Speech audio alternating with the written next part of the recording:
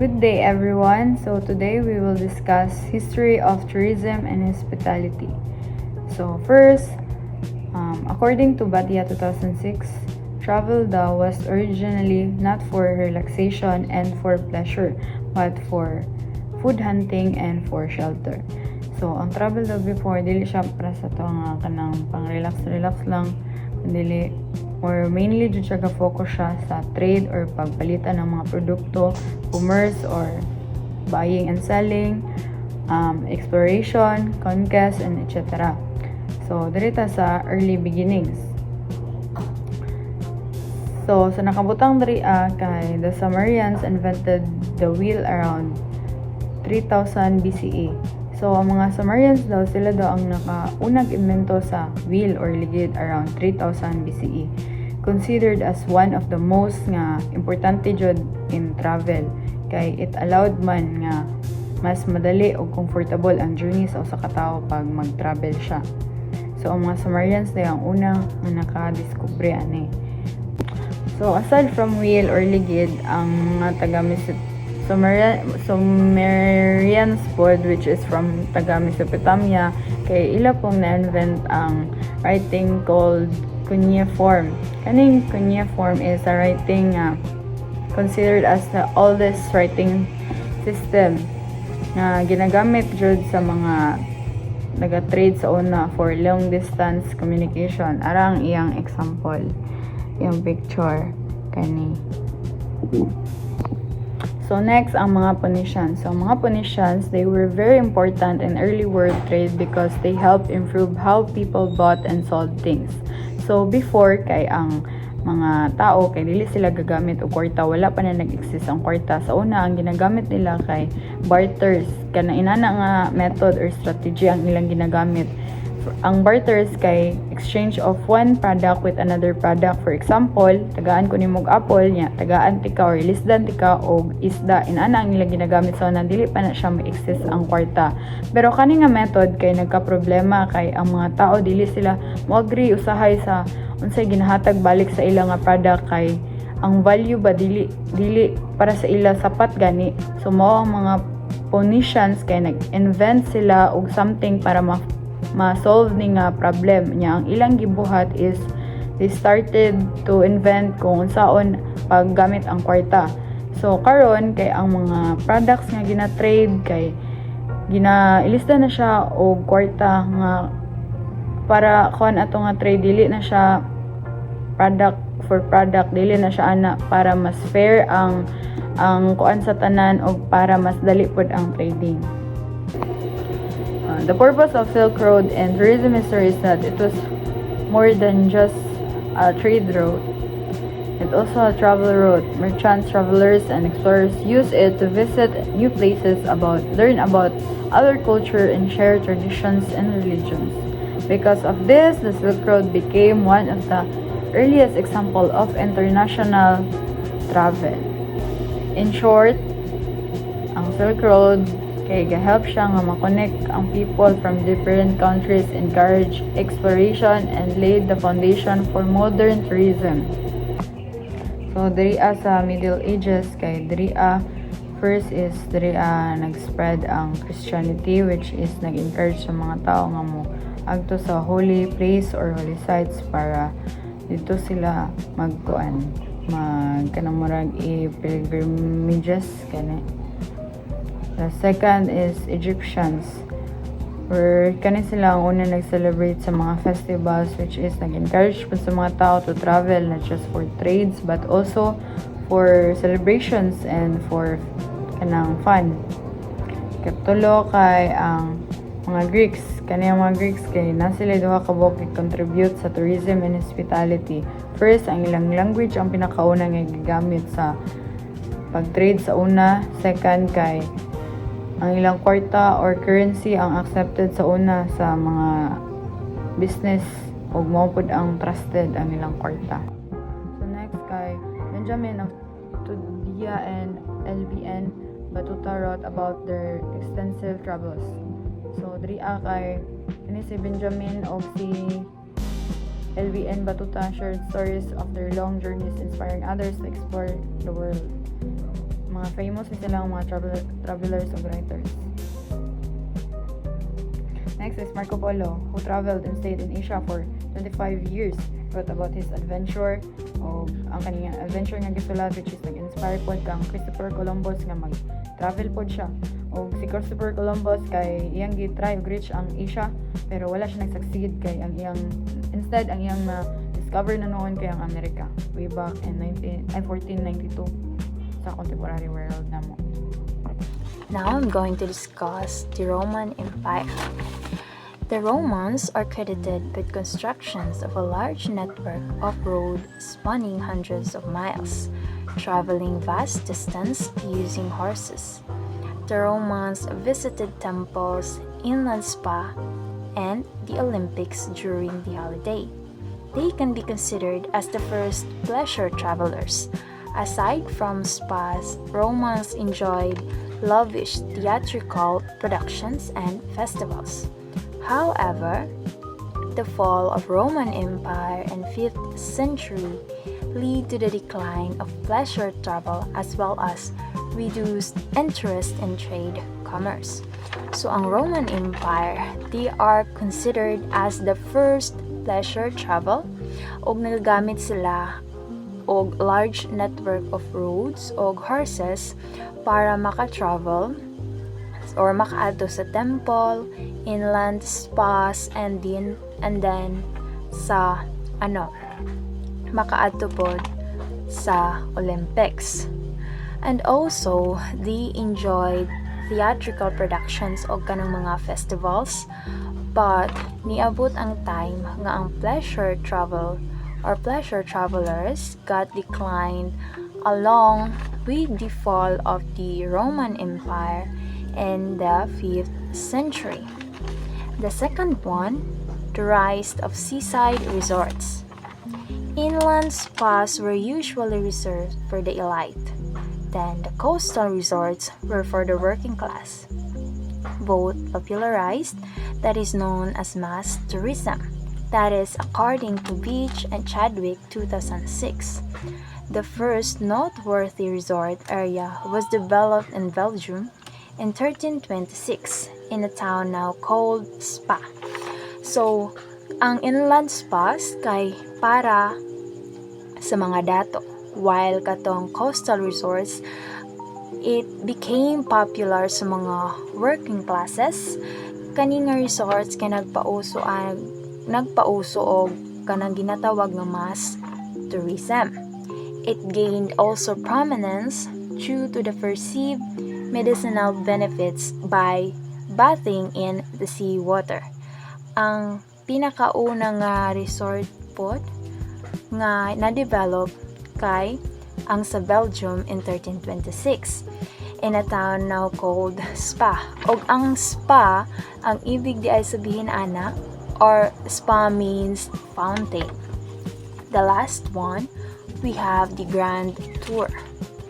Sa Grand Tour, as its height from around 1660 to 1820, the Grand Tour was considered to be the best way to complete gentleman's education. After leaving school or university, young noblemen from Northern Europe left for France to start the tour. So kaning Grand Tour from around 1660 to 1820, ang Grand Tour kay isa sa journey taken by a young nobleman from Northern Europe para makomplete nila ang ilahang studies. Typically, gastart sa France. Let's start in modernization of food service. In 1765, a man named Boulanger opened a small shop in Paris where he sold soup and broth. What made him different was he added sheep feet with his sauce to his menu. Many people liked it and his shop became the first kind of restaurant. At first, cafes only served coffee and small snacks, but later they started offering full meal. This was the beginning of modern dining where people could eat comfortable and enjoy more choosing of food. Just like today, the restaurant we have today. Next is the rail travel. When the railway system was made, people become more interested in traveling to far places. The first steam train was built in 1804 by Richard Travelting in United Kingdom. Later, a man named Thomas Cook, known as the father of travel agency, started organization train trips in 1841. Many people joined his trip because they were fun and affordable. Soon, more countries built railways, and by 1870s, luxury trains like the Pullman coaches were made to give passengers more comfortable and enjoyable ride. We have the birth of a cruise industry. While trains made travel easier, ships helped people to travel across oceans. The first cruise ship was called the Augusta Victoria, which sailed around the Mediterranean for 3 months.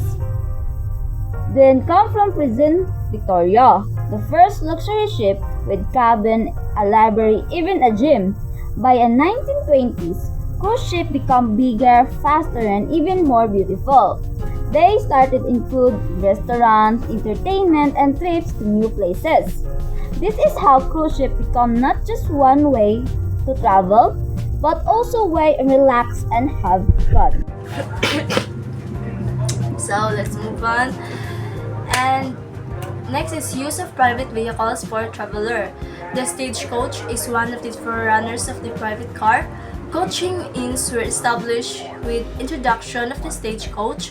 Travelers needed a place to eat and rest. So before some modern cars existed or kanang nahimo ang mga modern cars, people use stagecoaches or ang ginatawag nitong kalesa. And ang kaning stagecoaches is nagaano lang ni siya, ang ginasakay ani or gina-carry ani is ang mga passengers or ang mga ginatawag nito nga liham or mails na gina-distribute between towns. And also, diba, pag mag-travel ta, kapoy kayo, even doon na kayo na kapoy, tihapon. So, diba karon kay, sa una magod, pag mag-travel, kung kalisang gamiton is, wala pa kayo na-evolve ng mga big city, kanang mga tindahan nila, wala pa, kanang, so ganyan, terminal, wala pa yung terminal before, kaya tungod kalis sila itong gamit. So, pag mag-travel dyan lang kuan, ang mga travelers before is kapoy jud kayo. Gutom pud. So, karon, pag mag-travel ta, papadoon man ang palayo, every good time magbus ka or van. Pag muna na sa terminal, naadyo'y pagkaon dayon. But, dili na enough. Kaya wala man po sila ka pawayan. That's why, sa una na, ito ginatawag na coaching inns.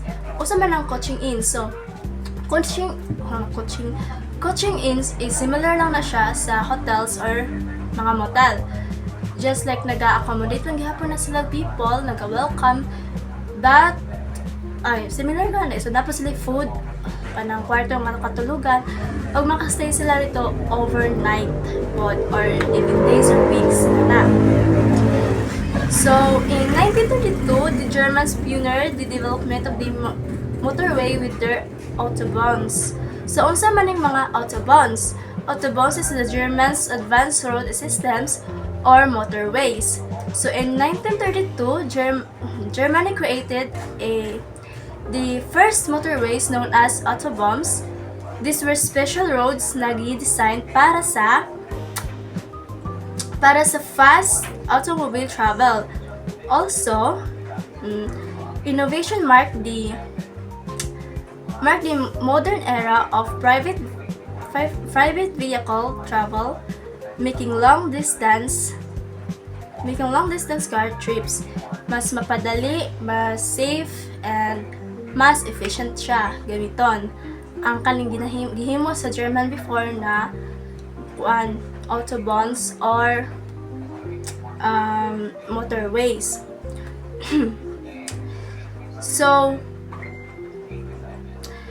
and later on 20th century, diba, kaya naghimo man ang German og advanced road system, which is ang autobahns, is ilaha pong gisuportahan ang mga widespread use of private favorite cars for travel.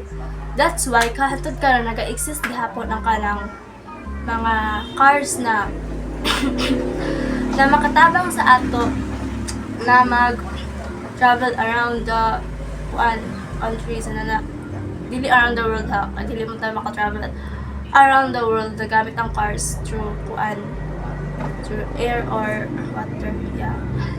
So next is you have the passport. So di ba naka-question pa mo, kinsa may nakaano sa passport ka na?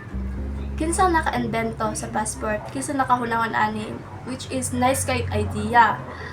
So karon excuse me. So karon atuan ni siyang ila-ilahon. Although King Henry V was credited for inventing the use of passport, it was during the Paris Conference on Passports and Customs formalities that a standard passport was introduced. So, si King Henry din hinungdan yan ang passport karon. King Henry V of England is often credited as the first to introduce the idea of passport. Tungod kay siya may nakahuna-huna aning paghimog passport, siyempre siya dyan ang founder ba na siya nana. So during sa time ni King Henry, ang mga documents aning ginagamit is na-issue siya para ma-identify ang travelers if that person is dira ba siya gikan na lugar or isa kadayuhan lang siya rito or whatsoever. And also ang kano siya nga documents is nag-allow ni siya sa safe passage when traveling abroad. That's why dili na magproblema if mausa mo abroad, simbako lang kay na aning documents before ni King Henry rather. And kani ganing early passports na gihimo nila is wala pud naka-standardize, which means they simply prove that ang kani siya nga person or ang kani siya is iyahan ang identity ug wa siya nang huglain and permission to travel abroad. Pero sa karon kay high-tech naman ta na natay mga advanced technology, syempre kung sa una makaingon ka nga ikaw jud na kay ikaw may nabuta sa passport, but now even that particular person is not you, makaingon gyapon sila ikaw na kay ikaw nagunit even though dili jud na mo yung pangalan, imo nang giilisan. Yeah. So, third, we have the trade exhibition. The modern exhibition industry traces its roots to the Great Exhibition of 1851. It was held from May to October 1851 at the Crystal Palace in London. It featured 100,000 exhibitions and 14,000 exhibitions, seen by over 6 million people. So, the first modern international exhibition na gihimo ni Queen Victoria is ginatawag natog Great Exhibition na giheld sa London, and also from May to October 1851. And it took place at the Crystal Palace, and according to my research, Crystal Palace is a large glass and iron building made specially for the event. So, since maot man to ang pinakauna nga gihimo ni Queen Veronica nga third exhibition for the whole wide world, and imagine over 6 million people ang niagton or nidalo sa iyahang exhibition na gihimo. So dapat bongga jud, since she's the queen by the way. So dapat bongga jud. And unsay purpose ani nga exhibition? So the Great Exhibition was created to show the progress of industry and technology during sa Industrial Revolution, and gina-allow ang mga investors, manufacturers, even ang mga countries na i-display ang ilahang ginabuhat na machines, products, or even their ideas na wala pagawa silang hunahuna, ipagawas na dira since exhibit siya. So, and according po kay Davis 1999, if I'm not mistaken, the Great Exhibition resulted in a tradition of exhibitions that continued on a periodic basis down to the present day. It created market awareness at an international level, and this served as the basis of future industrial development and expansion. So tungod kay successful man ang gihimo na exhibition ni Queen Victoria is gihimo na siyang tradition. Like, and wala po na siya nawala. Until now, nag-exist gihapon ang exhibition. From other countries to another country, even in the Philippines, nag-pa exhibition. So, since nahimo na naman siyang tradition, sikat yun siya. Unlike before na ang mga exhibition lang is about machines, well, nagap siya karon, machines or products, nagap siya karon. Now, naratay mga exhibit about the paintings, mga fashion, nga exhibit. Then, and also, napuno siya impact. Ang impact niya is, the sources of this event inspired other countries to hold similar exhibitions, leading to development of today's World Expos and trade fairs. So, tungod kay wapo man kaayo ning kanang idea ni Queen Veronica na maghimong exhibit. So, ang ubang country food is na-inspired sila na mohimo pod but similar to Queen Veronica. And nanguna diri ang Paris. So, ang kanang Paris nahimo sila exposition na ginatawag nato karon og the Paris Exposition of 1889, also called as International Exhibition of Paris 1889. Around the world is fair in Chicago in 1893 became two of the most distinguished exhibitions after the British events. So, after kay Queen Veronica and after sa British event, is nasunod ang Paris sa paghimo og kaning trade exhibition. So, iba nice kaayo makaingon ka ha. Hala, ang kanila exhibit is today siya. Ang Queen pa mismo nakahuna-hunaan para lang mahimo siya sa una until now. And nahimo pa siyang tradition. Uta kabalo, and also ang kanang passport, like wow, King Henry di kaya mag-singin mo dahil wala nakauna-una ani nga na idea nga ni passport, which is napadaling ng atong pag-travel abroad if you have money, of course. Kung kabata, pagbuhin lang kung naayas, kapag mas gusto mo lupad, and that's all. So let's start with the traveler's check. Before, like way back, it was really hard for tourists to get money when they traveled to other countries. Imagine, you have a check from your bank in the US, but when you go to Europe, the banks, they don't accept it. As in, they don't trust it. So medyo stressful talaga for travelers. Then, there was this guy named James Fargo who was the president of American Express Company, and he faced this problem himself. So one of his employees, Marcellus F. Berry, came up with a really smart idea, the traveler's check. Basically, it's like a special kind of check that you can use abroad. All you have to do is show your proof of signature and you can exchange it cash at different banks. Super convenient, diba?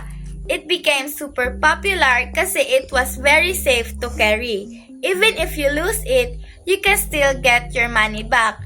This really helped travelers feel secure when going to countries before credit cards were even a thing. But did you know that hotel industry started a very long time ago? Like ancient times, travelers needed places to rest while traveling long distances, especially in the Middle East. That's where caravanserais came in. There were like resting stops for people traveling caravans. Then later, monasteries and abbeys became the early forms of accommodations. These were run by religious people who offered shelter, food to travelers, parang early version ng hotels. After that, inns were made by religious orders to help travelers rest, and staging posts were built so people could rest and refill their supplies for long trips. So from these simple shelters, the idea of hotels evolved into what we have today, comfortable, modern, and luxurious place for tourists to stay. Kaya if you think about it, tourism really developed from basic human needs like rest and safety, into a full-blown industry to serve million people around the world. Okay, now, for the last is the air travel. Traveling by plane totally changed the tourism industry. Like, it made the world feel smaller and easier to explore. In 1942, the BOAC, or the British Airways Overseas Corporation, launched the very first jet air flights. Okay, now, for the last is the air travel. Traveling by plane totally changed the tourism industry. Like, it made the world feel smaller and easier to explore. In 1942, the BOAC, or the British Airways Overseas Corporation, launched the very first jet air flights. Then, about 6 years later, the Americans started their own jet flight from the Paris to New York using the Boeing 707. From there, the aviation industry grew fast. Two companies became really big, Boeing and Airbus. Boeing was founded by William E. Boeing. Before, they made sports planes, but during the World War II, they started making military airplanes. After the war, Boeing became a leader of passenger jet design. They made the Boeing 707 the first successful jetliner. And later, Boeing 704. And later, Boeing 747, also known as the jumbo jet. LCCs or low-cost carriers, Southwest Airlines started the idea of a domestic carrier offering cheap fares to its passenger. Alamdari and Fagan 2005 states that cheap fares, point-to-point high-frequency routes, use of same type of aircraft, use of secondary airports that quick turnaround times, and competitive wage and profit sharing for the staff are the key to their success. The business model became so popular and profitable other than the companies. These are Virgin, Renair, Skybus, and Stelios. In Southeast Asia, Tiger Airways and Cebu Pacific are examples of low-cost airlines from Singapore and Philippines, respectively. So, ang LCCs o low-cost carriers is a model initiated by the Southwest Airlines. Ga-offer sila og barato nga pamasahe para sa mga pasahero. Ang susi sa ilahang success kay ang point-to-point high-frequency routes gamit lang ang isa ka aircraft. And they also offer competitive nga wage para pod makaganansya, then ma-share pod sa ilahang mga staff. Kani nga model pod kay gi-adapt pod ni sa ubang airlines like Virgin, Renair, Skybus, and Stelios. Here naman in Southeast Asia, the Tiger Airways and Cebu Pacific, that is the example of low-cost airlines from Singapore to the Philippines. So the next one, we have the Schengen Agreement. The Schengen Agreement was signed on June 14, 1985 to facilitate internal travel across specific borders in Europe. It is also called for the implementation of standards for the issuance of a visa. Its name was derived from Schengen, a village in South Luxembourg, where the document was signed. So, ang Schengen Agreement, gisignan siya on June 14, 1985 in Schengen, Luxembourg, para ma-simplify ang travel across certain European borders. Ang Schengen visa pod, gi-allow niya ang mga visitors from third world countries to transit or reside in Schengen area. Kanipod, ang Schengen area, gi-allow niya, which is, yes, ganiya giingon ako nga, ang Schengen Agreement or ang Schengen visa di ay Gialaw niya ang mga visitor from third world countries nga mo visit or transit or reside sa Schengen area for up to 90 days every 6 months. Kani nga visa pod kay valid food siya sa ubang countries like Austria, France, Belgium, and Germany, and also other countries. So last but not least, kay the use of mobile payments. So mobile payments are defined as payments that are authenticated, authorized, and initiated through any mobile device such as smartphones, tablets, or wearable technology. So, ang kaning mobile payments kay kanang payments na to through mobile. Example, GCash, kanang mga credit card, mga ana. Mo na siyang mga mobile payments. Kanang magbayad ka, dili cash, but in technology na. So, mo lang to. Thank you.